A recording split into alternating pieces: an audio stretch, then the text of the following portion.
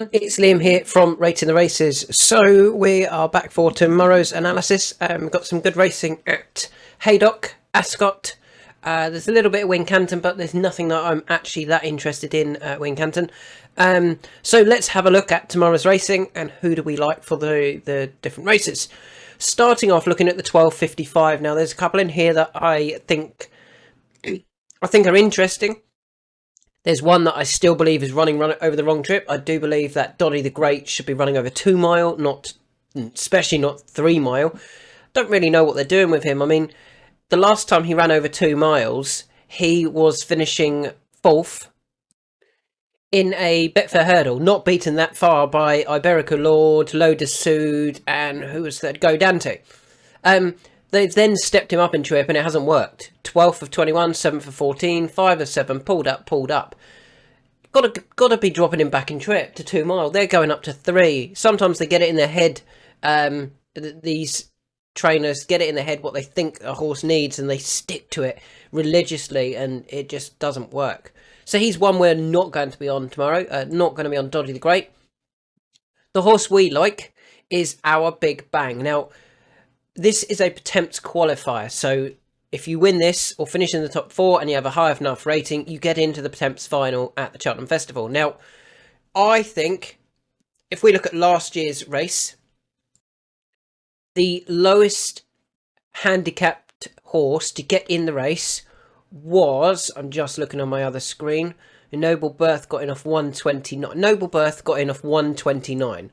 So if you're not above that mark, you're probably going to need to do something to get in.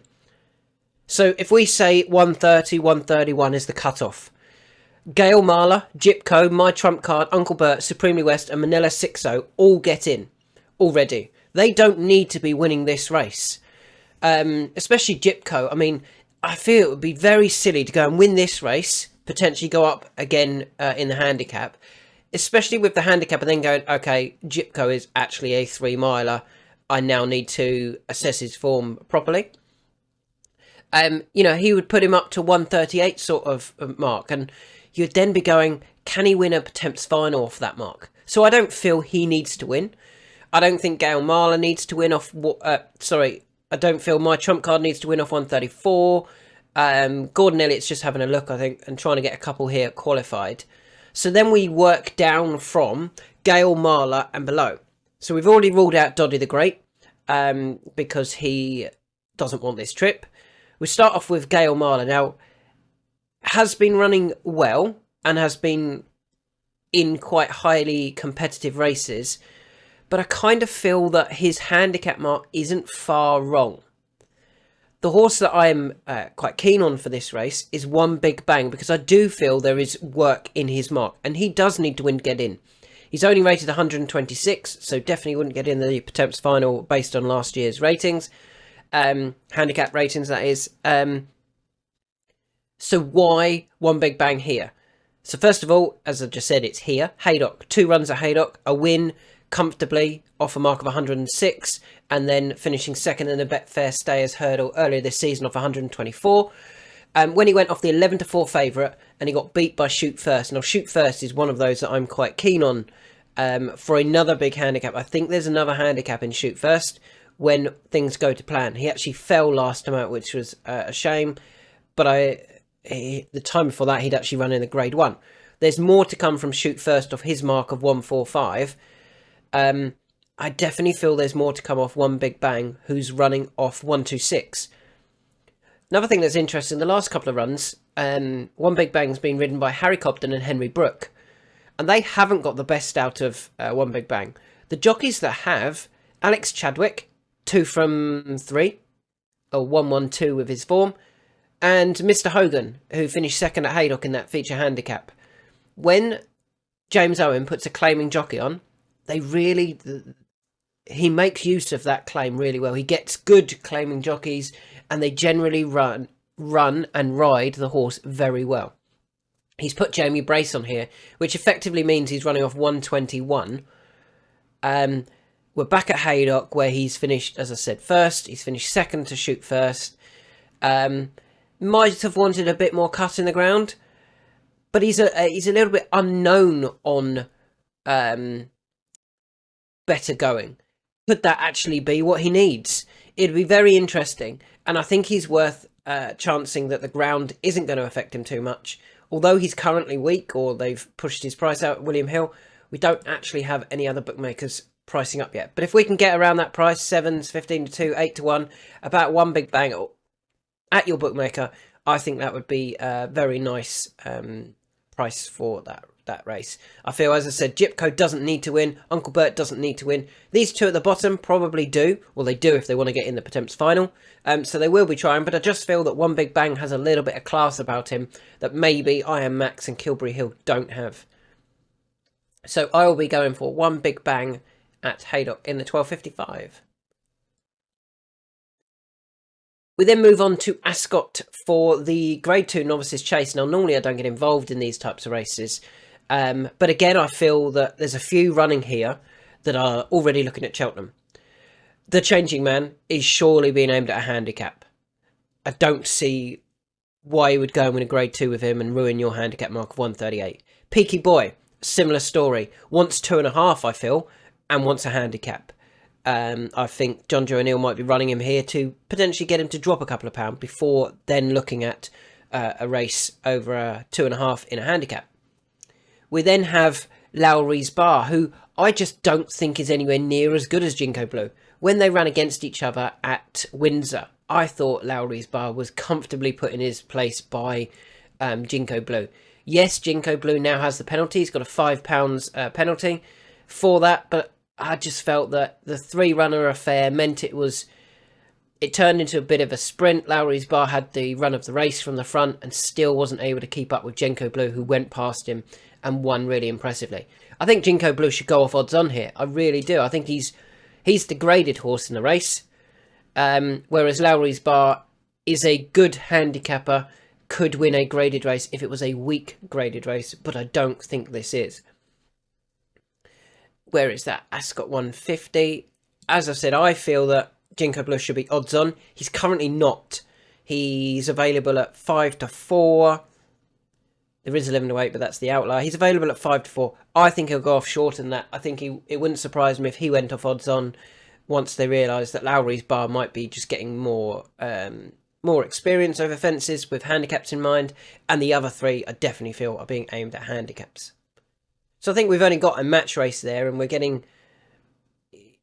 we've already beaten the horse that we're taking on. Yes, we're £5 worse off this time, but I think that experience will really stand Jinko Blue in good stead. He was only having his second run over fences. Lowry's Bar, I think it was his fifth. I'm just going to double check on my other screen. It was his fourth run over fences, and yeah, I think he has probably found his level against Jinko Blue. Moving on to Haydock for a Veterans Handicap Steeplechase. I like Whistle in the Dark here. I think Nocta Velatis will find this a bit short. I think the Flyer Begley might beat him again over this distance. I think Nocta Velatis doesn't want 2 mile 4, he doesn't want 2 mile 5. I think he wants a bit further than that even. I think the Flyer Begley will beat him. But I'm really keen on the Whistle in the Dark, to be honest. I thought that effort last time out, just a week ago, behind Lemilos, was a really good effort. Back over this trip. I think that's key. The last 2 occasions he's run over this trip, he went off 5 to 1 favourite. No, he didn't. He went off 5 to 1 second favourite for the Summer Plate Trial at Market Raisin. Bearing in mind he was a 9-year-old at the time. To go off just 5 to 1 off a mark of 137 only in June of 2024 suggests that they thought 137 wasn't beyond him. He then went to 3 mile 2 at Uttoxeter, didn't stay in the Summer Cup, didn't stay again at Doncaster on his return. A better run at Aintree, but still too far over 3 mile 1 before dropping in trip at Warwick just a week ago, where he finished second to Lemilos. Now, I feel Lemilos was absolutely thrown in last week. That was all about whether Lemilos was actually going to be trying. If he was, he would win it comfortably, and he did win it comfortably. But Whistle in the Dark still ran well for a long way and was the only horse to get anywhere close to Lemilos. This doesn't have the same level of rivals as what he took on last week. I think even looking through the form, Lemilos, Kel Destan, Shake 'em Up Harry, Grandad's Cottage, I would have all of them better than what he was taking on what he's taking on here. This looks a significantly easier race compared to that. Sticking to the 2.5 mile trip, the ground is fine. I think Whistle in the Dark is the one to beat here. And if we have a look, 205. He's just starting to shorten. 5s is available. I think that you want to get on that. I would make him favourite, to be honest. As I said, I think Nocta Volatis wants further. I think the Flyer Begley will beat him, but isn't as well handicapped anymore. Eaton Kalina is just solid in these races, but I think Whistle in the Dark demonstrated last time out that this 2.5 mile trip is what he wants, and he bumped into one of the best handicapped veterans around, in my opinion. 225 at Ascot is our next race, the feature Betfair Exchange Handicap Hurdle. And if you've watched my videos, you'll know who, and read my emails, you'll know who we're going to be on here. We are going to take on 2 of our former horses that we've been on before this season. We're taking on Outer Belly, and we're going to take on Patriotic. Patriotic, I just feel, wants a bit further than this. The horse that I like here is Joya Machan. Now, we highlighted Joya Machan last time out. The only thing we have to be careful of is that they don't do a... Who was it? No flies on him. No flies on him over fences a few weeks ago. Got called in by the stewards. They spotted it. It was a really interesting ride, the ride he was given when he finished 3rd. He then came out again and they deliberately got him well beaten so that all the attention was taken off him. Joya Machan, similar story last time at Wetherby. Really eye-catching run. I highlighted him before the race and I said, I'm watching... I hope Mr. Bramley wins it at 7-2. He did. He won it at 7-4. And I'm watching Joya Machan, who was 40s at the time of recording the video. He went off 11-1. He got really well supported. And Harry Atkins at the back did nothing on him. Never got involved. Sprinted home. Absolutely full of running off 132. The handicapper actually pushed him up £1 for that. But if they're targeting this race... It's 26 grand to win. If they're targeting this race, I think they will go really close. It's all about how Harry rides it. And to be honest, he's one that I want to back here and wherever he next runs, Joya Machan. Just in case they try and get the attention off him here and say, look, it's just that he overachieved at Wetherby, blah, blah, blah. And then go, oh, look, we then won the next handicap after we disappointed at Ascot. So I'm backing him here, and I'll be backing him next time as well, unless he wins and goes up £15. But on some of his previous form, Joya Machan would have a huge chance here. Some of his runs second to Manila Crooner, beating Effort Fizz, beating Jungle Pros. We've got to remember, he went a 4-1 for a Challow Hurdle once. He's got ability. He's got a huge amount of ability. Wasn't particularly well campaigned when he was with Paul Nolan. Dan Skelton is lining something up with him. I'm hoping this is the run now that Harry's on. They could have sent a few here, you would imagine. Maybe they haven't got Cheltenham aspirations with Joya Machan and they're going to go, let's go and win a feature handicap at Ascot with him. So that's Joya Machan, who is currently available at 25. You can get 9-2 about Joya Machan. As I said, I'm hoping Outer Belly might have done his winning last time, and Patriotic just needs a little bit further and might be a bit too far back under Isabel Williams. That's my hope there anyway. Next race, we stick at Ascot for the 3 o'clock, the Swinley Handicap Chase. And I'm taking a bit of a chance in this race because I'm backing a horse. I like the horse. I think he's still improving. I still think he's progressive. He's got no weight in Snipe, 10 stone 3. the Skeltons have come to try and win this. They do want to win the prize money. They do want to get those points for the Paddy Power Jockeys competition that Harry's targeting.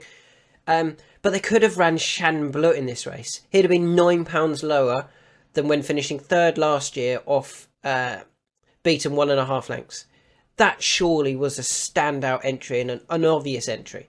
So why have they not decided to go for that, and yet they've put Snipe in? Is it because we don't need to win it with Shan Bleu, Snipe will win it? And to be fair, some of his form is actually quite good. His second to Valdanza when beating Iron Bridge. That was a decent run back in November. Valdanza obviously came out and won the Welsh National after that, franking that form, and is now £12 higher. Whereas Snipe, who was running off 125 that day, is only £3 higher and wasn't beaten that far. Only beaten a length and a quarter, and probably wasn't given the strongest of rides from Harry Skelton that day. He left it a bit late. They then went to Doncaster for a feature handicap, the Great Yorkshire Chase. He finished third behind Doc Pickme and the Changing Man, when he made a couple of mistakes late on when he was just getting into the race. That possibly cost him his chance of even winning that race. The two that beat him, Doc Pickme and the Changing Man is still well handicapped, just needs to get things right. And Doc Pickme only went off 9-1. It's not like he was a 25-1 surprise winner of the race. He was one of those that was expected to run well. I think he can go really close here, to be honest. And yeah, I'd be hoping that Harry doesn't leave it quite as long and isn't quite as patient this time at Ascot. He can be working his way through the field earlier on in the run, and hopefully can run a really big race here for the Skeltons. So that is Snipe in the 3 o'clock. Let's have a look. Currently available at 8-1.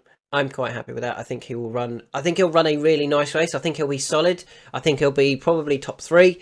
It's whether he's getting there in time. For me, that would be my only concern about Snipe, is if he's given too much to do and he's, absolutely flying home, but the winner and maybe something else have already kicked for home and gone clear. Back to Haydock we go for the next race, the 3:15, which is the Grand National Trial. Now, this is another one that, a bit like the Pertemps qualifier, I wanted to look at horses that are in the National, that maybe need to win, not to get in the National, obviously the weights are out, but need to win to get in other races, or could just be getting fitness runs. We're already in the National, we don't need to try particularly hard, sort of thing, in this race. So first thing I had a look at was this handicap is a bit messed up, because Royal Pagaille carrying 12 stone off 164 means that Apple Away carries the correct weight off 138. Famous Bridge, where it all began, Gitmaker, Valdanza and Jubilee Express are all carrying marks that are wrong. Jubilee Express, for example, should only be running off 130. He's got to run off 138. That doesn't fill me with confidence at all. I mean, he's already running off a penalty, essentially, for not winning that Welsh National.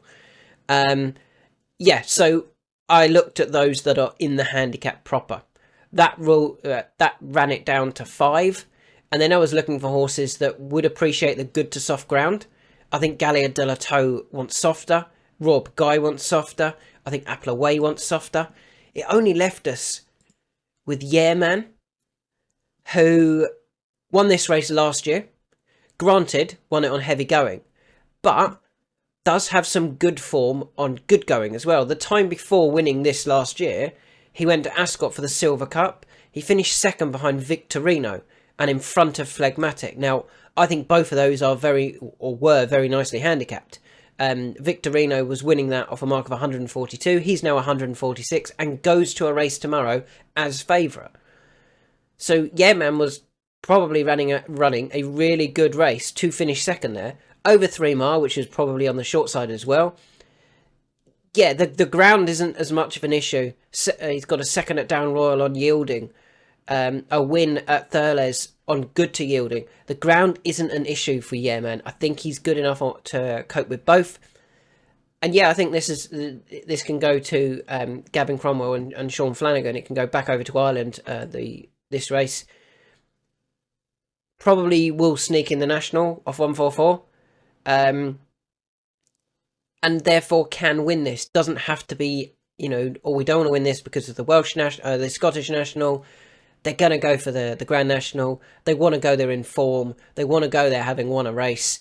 And yeah, I think Yeah Man is the one to beat here. So let's have a look what's the current price for Yeah Man. This is a Haydock in the 315. As I said, I don't want Gitmaker too low in the handicap or out of the handicap. I don't want Val Dancer out of the handicap. I don't want Jubilee Express out of the handicap. Royal Pagaille wants it softer. Appleway, I think, wants it softer. And then we're looking at some of those that are big prices that I don't really feel this is right for them. Yeah Man is the favourite at 5 to 1. I think it's the right favourite. I think he'll take all of the beating again tomorrow. 1 to go and one more race to talk about after that. And the penultimate, or the last one we're going to talk about for a bet, is the Ascot Chase, where we will be on L'Empresse, or L'Empresse.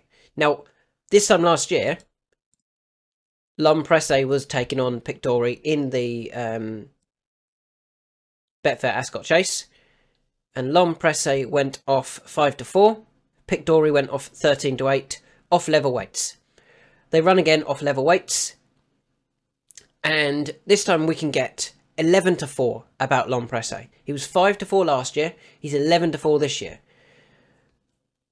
Probably would have preferred a bit of cut in the ground. Yeah, I totally agree with what I think Charlie Deutsch has come out and said that. But I think the big thing here is last year Charlie let Harry Cobden dictate on Pictori and let him skip clear and then couldn't run him down.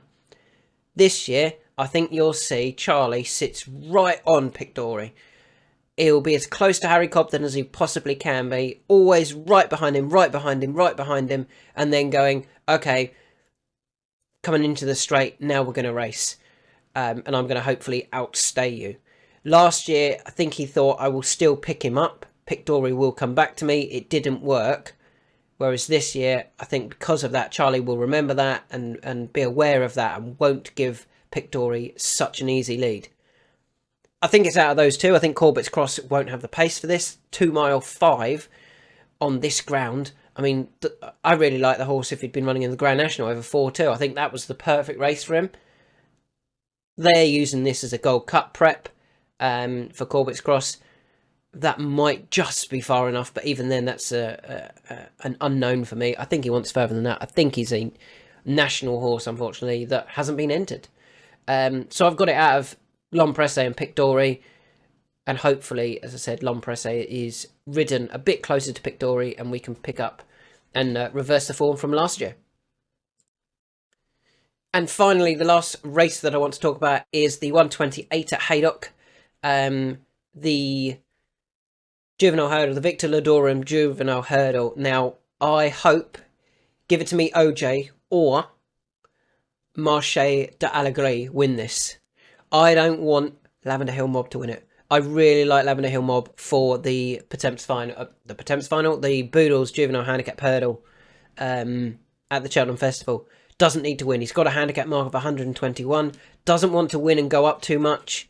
With that in mind, I hope he doesn't win it because the handicapper might raise him and say, okay, up 7, up to 128, which would just make things tougher in the at the Cheltenham Festival. So I'm hoping at Haydock, James Owen has a winner with One Big Bang, and then doesn't have a winner with Lavender Hill Mob. So yeah, there's just a few thoughts for tomorrow. A quick recap. One Big Bang, good form at Haydock. Jamie takes a useful 5 off. They've got to probably win to get in the Potemps final. Jinko Blue, I think, is much better than Lowry's Bar. I think we'll be able to confirm the placings even with the £5 penalty. I think the other 3 are handicappers. Whistle in the Dark, I thought that was a very good effort behind Lamilos, who was one of the best handicapped veterans currently in training. Joya Machan, I'll be backing him here and next time, just in case this one is to cover up how eye-catching he was last time. Snipe, I think the Skeltons they'll be there or thereabouts on Snipe, I'm sure. Just needs to be ridden positively and get there earlier than he has been in his runs. Yeah, man, will appreciate the ground. Good to soft is not an issue for him, unlike for many of the others, whilst a few of these are also at the handicap, which doesn't help their chances. L'Empresse, I just want him to keep closer to Pictori, and then I think we'll be able to pick him off.